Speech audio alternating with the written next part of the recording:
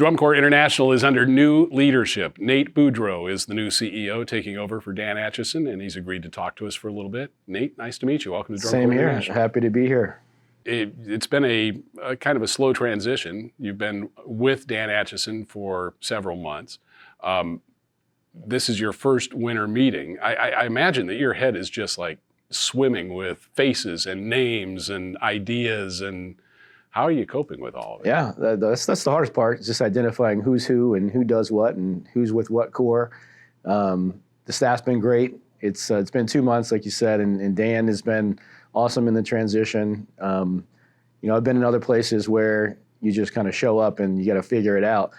This way I have at least a guide to help kind of sift through some of the things and give me some history behind certain things as well. So Dan's been great in the transition, but he's also been basically, you tell me how much or how little you want me around and how much help you want. So he's given me the authority, the autonomy to kind of do things, without his support, I guess, without him sort of holding my hand throughout the whole time. But it's been great. Like I said, 2 months on the job and still really trying to immerse myself in the activity and take it all in.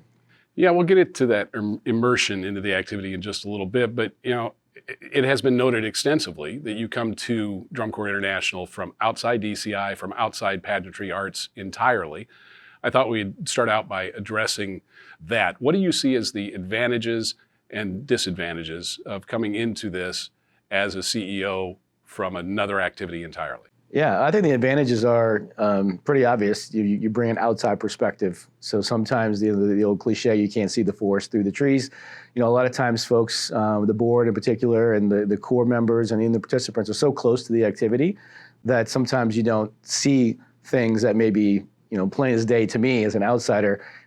So I think I bring an outside perspective, a new perspective, not necessarily trying to change things that have been successful in the past, just bringing a new sort of more entrepreneurial, innovative attitude toward the activity, and then also keeping the traditions that we have and kind of building on the successes of the past, but also looking to see what the activity is going to be in 3 years, 5 years, 10 years, because honestly, it's going to have to evolve.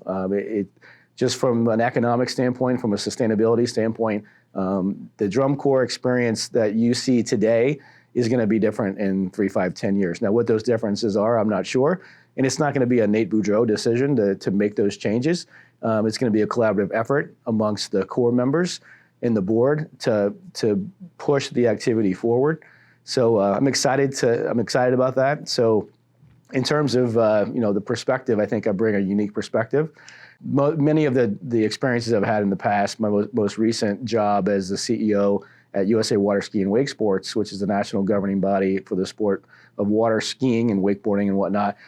I'm not a wakeboarder either, or a water skier, so I had no experience with that. Well, how long did it take you to get acclimated in that job, and do you find yourself leaning on things you learned taking over that job now? It's really just asking a lot of questions, being authentic, and not trying to be fake. If I don't know what I don't know. I probably couldn't go through the Drum Corps performance and pick out this and that, and I may misspeak here and there and call things something that it's not, which will happen. I guarantee you that. But it's just a matter of time. It's with anything. The more you watch it, the more you talk to people, the more you figure it out. I'm confident I'll be able to pick it up fairly quickly. But at the same time, I need to be able to understand the activity, but I don't need to be able to do the activity. I'm not necessarily here to march in a corps, or I'm not here to choreograph a show or judge a performance. I'm here to run the business of the organization. So those are the skill sets I think I bring. But at the same time, I want to be able to talk the talk and be able to have conversations about the shows and about the participants and about the activity. And I'm confident I'll be able to do that fairly quickly. Prior to your time with USA Water Ski and Wake Sports, I think your focus was primarily sports marketing, right? It was. And for me, I really think it was important as I sort of climbed the corporate ladder from my very first job as a media relations person in an athletic department at a college to working with the Cleveland Browns to working with USA Football, I did various things in those roles. So I've done marketing, I've done events, I've done sponsorships. I've done all these different things within the organization. So when I had the opportunity at USA Water Ski and Wake Sports to become the CEO, although it was a small organization, I understood how all the elements of the organization work and how they all fit together. And I've taken those experiences with me here. So it's a larger organization, more staff, bigger volume in terms of budgeting and whatnot, but it's still the same X's and O's of running the business. It's just on a larger scale. There may be an extra 0 or 2 on the P&L, but it's still, again, the same X's and O's as I've done in those other spots. You marketed AAA baseball, the New Orleans Zephyrs, the Carolina Cobras were the football team, right? Arena football. Football, yeah. And both of those, AAA baseball, minor league baseball, and arena football, they're often associated with fun, wacky promotions that work really well for them and drive ticket sales. Obviously, it's not a model that works for everybody, but I'm wondering how that might inform your decisions going forward. Do you have new ideas for marketing drum corps? That's actually a great analogy that I didn't really think of in terms of, it's a niche activity, just like arena football is a niche sport. It's not the NFL. Same thing with AAA baseball. It's not the major league. So you have to do things in order to sort of stand out within the marketplace, not only to attract fans, but also media attention. And just to get the spotlight on you, you have to do those things. I don't think necessarily drum corps needs to we don't need to become the Savannah Bananas of the marching arts, where it's just these quirky things that you do. But there could be opportunities to do similar things, like fan giveaways and whatnot at particular events in order to draw interest. But I don't anticipate us turning into to the AAA baseball model. Someone will obviously point out to you, we've had our own bananas in the past. They were called the Bridgemen, but that's a whole other story. We'll get into it sometime. You also referee football and basketball games, right? I do. College basketball, small college basketball, and then high school football. I think those experiences translate really well just to life and into sort of running a business, because I'm dealing with different personalities, whether it be staff or sponsors or participants or core members or whatever, and you got to be able to handle those different personalities just like you would handle an irate coach who's yelling at me because he wanted me to call a traveling. I've got to, kind of walk him off the cliff. It's going to be okay.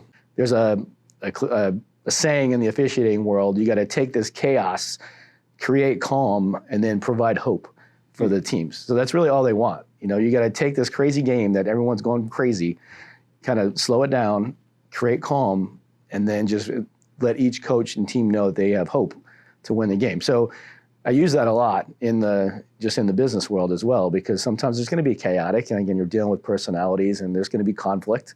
So it's really taking those different personalities and creating that calm, and again, providing that hope. Now, put a pin in that, because I want to come back to that exact thing. But before we leave the refereeing football and basketball games, what's the toughest call you ever made? That's a tough one. It depends on who you ask. Yeah. One team's going to say they loved it. The other team's going to say they hated it.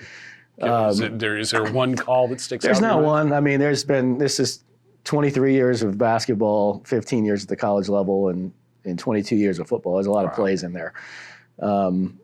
But I can't think of one that's stood out. You ever thrown a coach out of the arena or off the field? I don't like to say I've thrown them out. I'd like to say they disqualified themselves. Okay, all right. And unfortunately, we've had to come to that a couple times.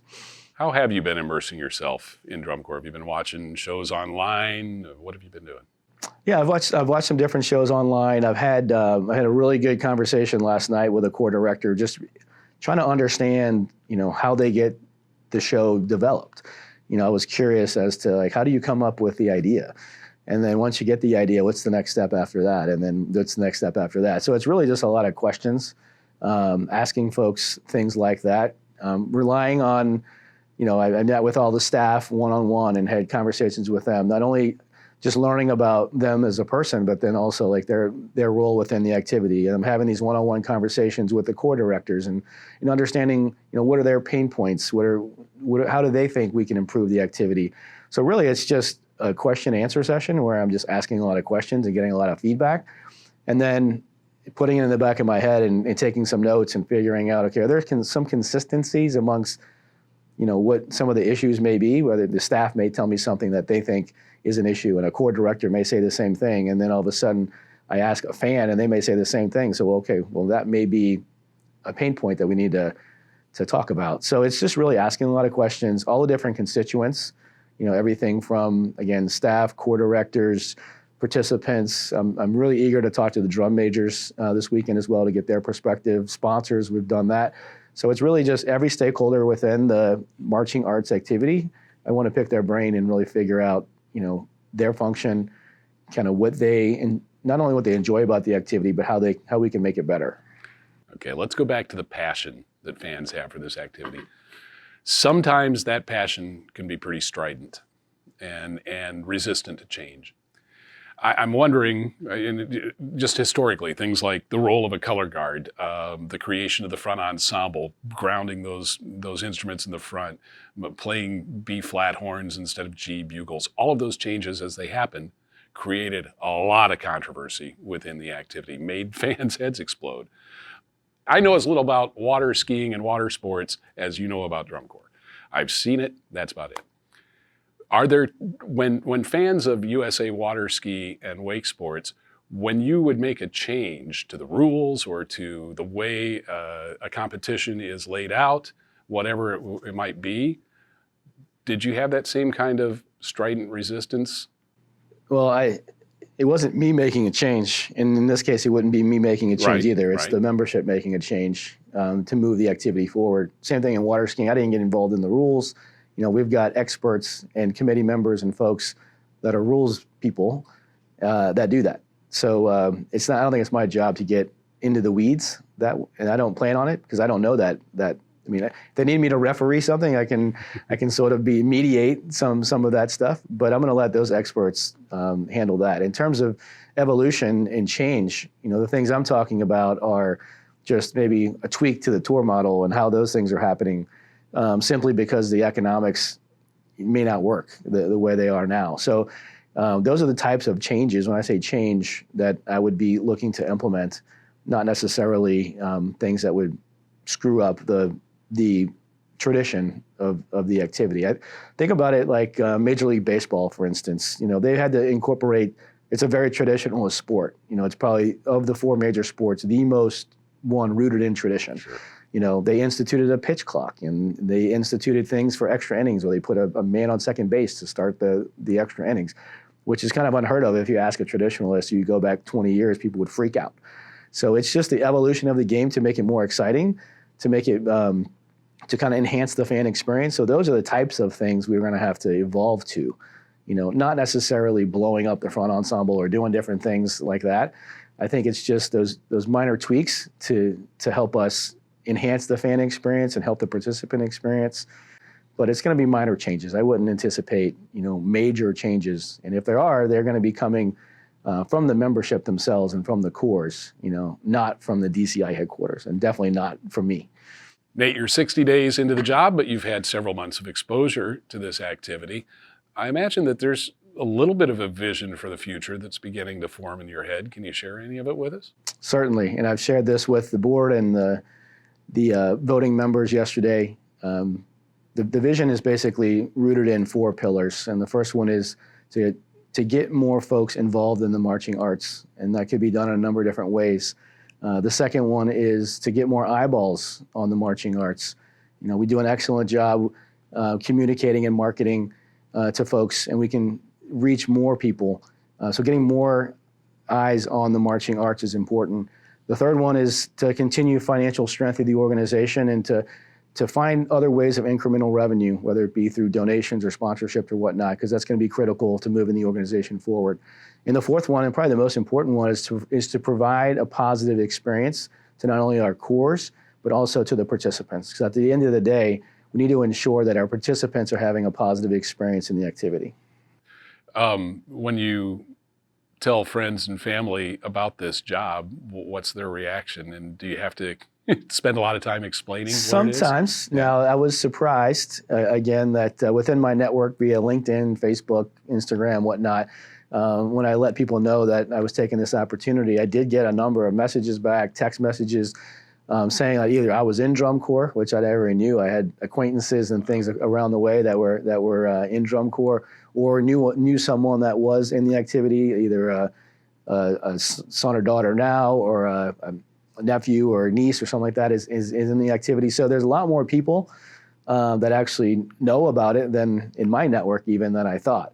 How did you hear about the gig, and what attracted you to it? So I live in downtown Indianapolis, right downtown. So I usually see all the comings and goings of what's happening in the city. If you go out and about anytime downtown, if there's a Pacers game or a Colts game or something like that. And then I just recall the second week of August all the time, I'd go out downtown and the city would just be taken over by all these groups of band people. And I would go down, and I lived, at that time, the first time I experienced it, I lived down by the canal, which is close to Military Park, where a lot of the corps would warm up. So I would hear them, and I'm like, what is that? So then I would go check it out. So I've actually kind of walked around and seen some of the warm-ups. And then obviously during the interview process, I watched a couple shows on YouTube and did kind of my own research and things like that. But who's your favorite corps, Nate? I'm not allowed to say that. They're all great. How about that? Yeah, that's the answer. Just before you go, 5 quick questions, have nothing to do with drum corps, okay? You ready? Go for it. What's the best sandwich? The best sandwich. I love a good Philly cheesesteak, especially from like Geno's or one of those places in Philly. Geno's, not Pat's, but Geno's. Yeah. Okay. That's going to cause controversy. Have you ever asked someone for their autograph?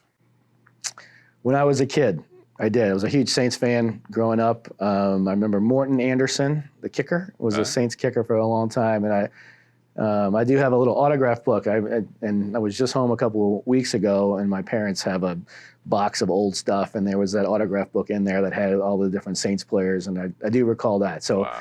As an adult, no. And having worked in professional sports and worked with professional athletes, I think if I was a professional athlete, I'd probably only sign for kids. I don't know if I'd sign for an adult, but you know that there are going to be drum corps fans that are going to want your autograph now. And I'm going to ask them why. What's the most used app on your phone? Probably Twitter, now X, I guess. That's kind of my main source of news. Don't post a lot of stuff, but I just use it really for news gathering and to kind of keep up with what's going on. You get one song to listen to for the rest of your life. What is it? Man, that's a tough one. And actually, one of the corps directors asked me the similar question yesterday. Actually, his question was, what would be your walkout music or walkout song, like the song that you're humming when you leave pretty the much. And yeah. I had to think about it for a little bit, and it brought me back to my days of playing high school basketball. And I remember the pep band specifically would play this song, and it really got me hyped up, and it was Final Countdown. Okay. So from a sports guy every time with I your hear background? it brings me back to that day of just warming up, or those days I should say, warming up in the layup line, hearing that song. I think it made me jump a little extra higher just because I got the juices flowing. All right. This one, I know asking this probably isn't fair at this point, but I bet you can answer it. The thing I love most about drum corps is? The passion that the corps have, the participants have. And again, having only seen it for 60 days, you can feel it. I mean, and it's authentic. I mean, I think that's kind of what drew me to the opportunity as well. I saw that same passion or similar passion in water skiing. They're very uber into their sport, just like any sort of niche sport or activity. But you can feel it, talking to the board members, even in the interview process. I mean, everyone is uber passionate about the activity. Even in my meetings with the staff, like to a person, everyone is just loves this activity so much, and you can feel it. It's not fake. So I would say the passion is the one thing that I like most about it. Again, welcome to DCI, and we look forward to seeing what the Nate Boudreaux years bring. Thank you. Awesome. Yeah, I'm looking forward to it. If anybody sees me out at a show, feel free to come up, introduce yourself. Do not ask me for an autograph because I'm not worthy of one, but I'm happy to have conversations with anybody. Nate, thanks. All right, appreciate it.